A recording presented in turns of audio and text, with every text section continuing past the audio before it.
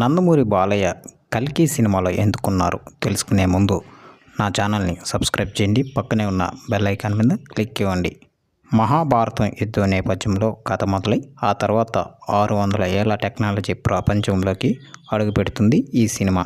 అత్యాధునిక వాహనాలు, ఊహకు అందని వస్తువులు లాంటివి నిజంగానే థ్రిల్లింగ్ చేస్తాయి.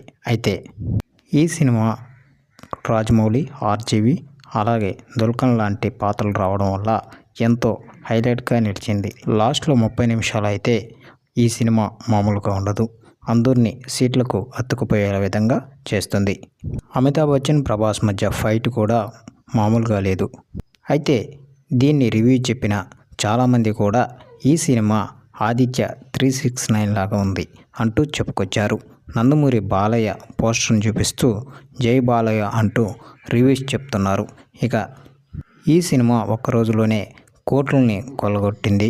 ఇక ఈ సినిమా ప్రపంచవ్యాప్తంగా 1000 కోట్లు కూడా సాధిస్తుంది అంటూ అభిమానులు చెప్పుకొస్తున్నారు.